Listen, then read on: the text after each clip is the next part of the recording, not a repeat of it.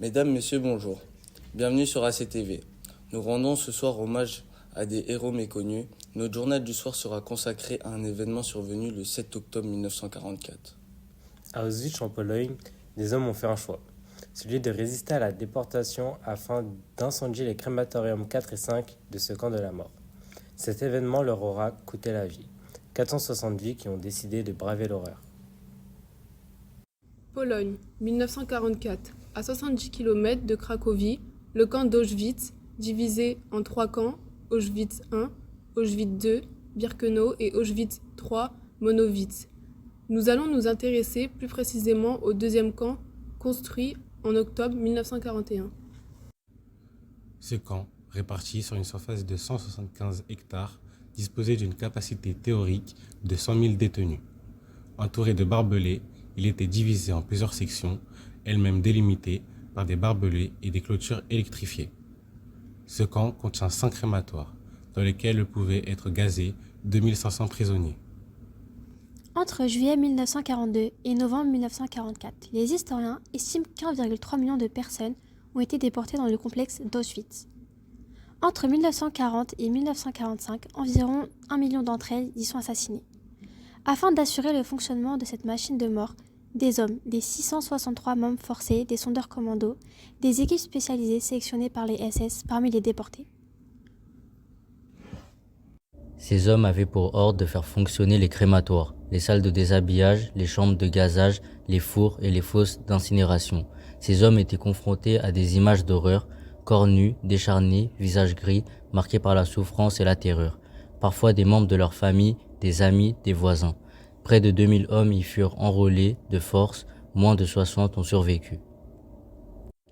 Certains de ces membres ont écrit ce qu'ils vivaient et ont enterré leurs écrits autour des baraquements. Ces témoignages ont été retrouvés et ont apporté de précieuses informations, complétant celles des survivants. Voici les propos d'un ancien membre des Sonders Commandos, Marcel Natsari. Notre tâche était de les accueillir. La plupart ne se rendaient pas compte de ce qui les attendait. Aux personnes dont le sort était scellé, je disais la vérité. Une fois nues, elles allaient dans la chambre de la mort, où les Allemands avaient soi-disant installé des douches. À coups de cravache, on les obligeait à se rapprocher comme des sardines dans un bocal, et puis on fermait les portes hermétiquement. Je ne suis pas triste de mourir, mais je suis triste de ne pas pouvoir venger la mort des miens. Comment pourrais-je craindre la mort après tout ce que mes yeux ont vu ici ? Traumatisés par l'horreur quotidienne à laquelle ils étaient confrontés et ne voulant pas rester impassibles, certains membres décidèrent de se révolter. Parmi eux, Józef Dzerzhinski, Isaac Kalniak, Leib Langfuss et Leib Panouz. ils bénéficièrent d'aide au sein du camp. La résistance intérieure, 5 prisonniers russes et des femmes travaillant à l'Union Werke, l'usine de munitions de Monowitz. Leur plan était d'incendier des crématoriums où des milliers de personnes étaient exterminées chaque jour. Dans ce but, il leur fallait trouver des armes, des munitions et tuer les gardes.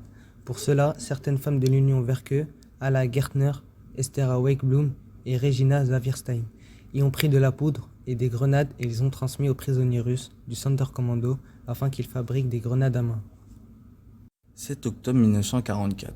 Après s'être procuré des armes, principalement des armes improvisées, des couteaux, des haches et quelques fusils. Avec l'aide d'autres détenus, les membres du Sonderkommando commencèrent le soulèvement. Ils lancèrent l'attaque alors que ce n'était pas prévu ce jour-là, car ils espéraient l'arrivée de l'armée soviétique. La révolte devait commencer au crématoire numéro 2, mais tout ne s'est pas passé comme prévu. Il a débuté au numéro 4.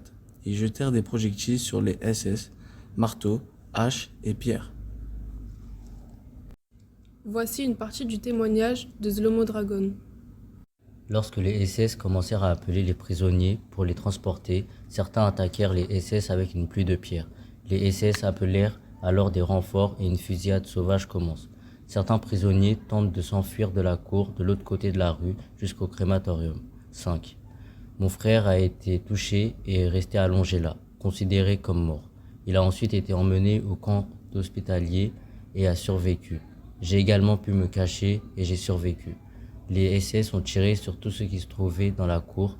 Ceux du crématorium n'ont pas été abattus parce qu'ils n'avaient pas participé au soulèvement et qu'on avait besoin d'eux d'urgence.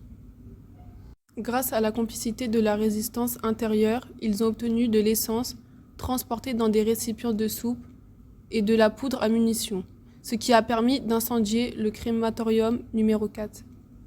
Par la suite, les prisonniers des crématoires 4 et 5 ont réussi à s'échapper en coupant les barbelés. Tous seront abattus, certains immédiatement, d'autres plus tard, après avoir été retrouvés à des kilomètres du camp. Au cours des heures suivantes, des dizaines de prisonniers seront fusillés en guise de représailles. Parmi les membres du Sonderkommando, 450 moururent ce jour-là. Parmi les SS, 3 gardes furent tués et une quinzaine blessés. Ici, nous pouvons voir le seul document officiel qui fait état de la mutinerie du Sonderkommando, bien qu'il ne la mentionne pas. Il s'agit de l'ordre du commandant de garnison du 12 octobre 1944. Ce document indique les noms des SS tombés au service de la patrie. Perry Brod, un ancien SS, a témoigné à propos de cet événement. À l'automne 1944, un autre massacre eut lieu à Birkenau. Un raid simultané dans tous les crématoires était prévu. Le signal devait être l'incendie du crématorium 3. Cet acte de désespoir a échoué.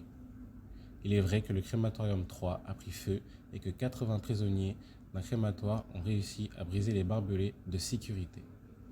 Ceux qui n'ont pas perdu la vie en tentant de s'échapper du crématorium 3 ont été conduits vers la chambre à gaz en bon état. Des dizaines de malheureux en ont été libérés. Ils ont dû s'allonger sur le ventre, sur la place, puis ils ont reçu une balle dans la nuque. C'était le 7 octobre 1944. Un mois plus tard, après avoir passé cette période dans les sous-sols du bloc 11, la prison d'Auschwitz, 14 membres du Sonderkommando ainsi que les 5 prisonniers russes seront abattus. Les fours du crématoire 4 ont été suffisamment endommagés pour ne plus jamais être en capacité de fonctionner. L'action des membres du Sonderkommando est un exemple admirable de résistance à la déportation. Ces hommes ont fait le choix de s'opposer aux atrocités nazies tout en sachant qu'ils y laisseraient leur vie. Leur courage ne doit pas être oublié et transmis aux générations futures, au nom du souvenir et du devoir de mémoire.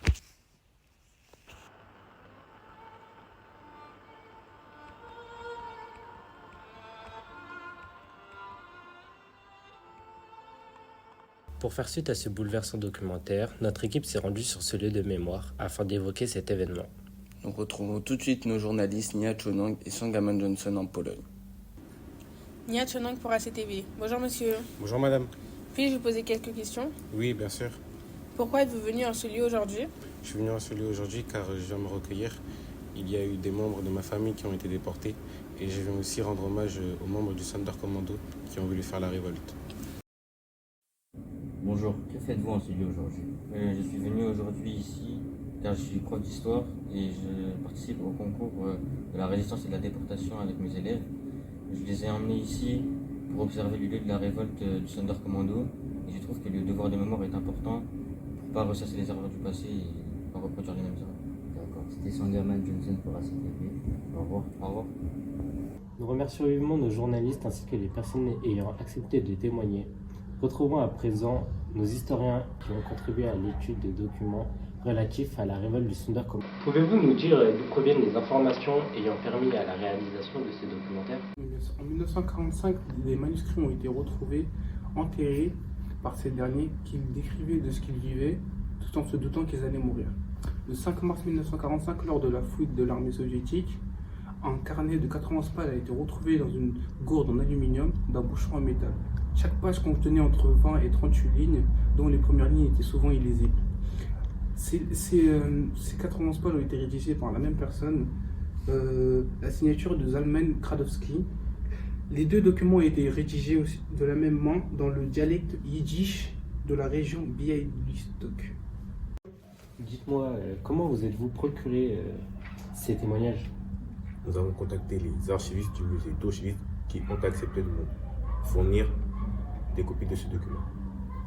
Un grand merci à vous deux. Pour clôturer ce journal, retrouvons les élèves du lycée Antonin Carême pour nos micros d'ACTV. Bonne soirée, à bientôt pour un nouveau journal. Au revoir. Bonjour. Bonjour. Pourquoi est-ce important de parler de la révolte des Sonderkommando aux élèves? C'est pour sensibiliser les jeunes au devoir de mémoire et leur faire prendre conscience qu'il est possible de s'opposer à une idéologie dont les conséquences peuvent être dramatiques. Merci beaucoup, au revoir. Bonjour. Bonjour mademoiselle.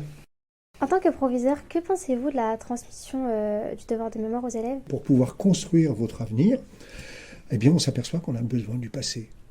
On a besoin parfois de savoir comment ça s'est déroulé avant pour ne pas faire les mêmes bêtises qu'avant. Et c'est pour cette raison principale, parce que nous sommes des êtres humains, des êtres de culture, que nous construisons notre avenir et que nous souhaitons un avenir toujours meilleur que ce qui a pu être vécu avant, qu'on a besoin de transmettre le devoir de mémoire. Merci beaucoup pour votre témoignage. Nous remercions chaleureusement Monsieur Fortin, professeur du lycée Antonin Carême, et Madame Mondé, professeure adjointe. Nous remercions également la médiathèque de Savigny-le-Temple de nous avoir accueillis. Nous remercions enfin Monsieur Dobar, membre du jury, pour ses conseils.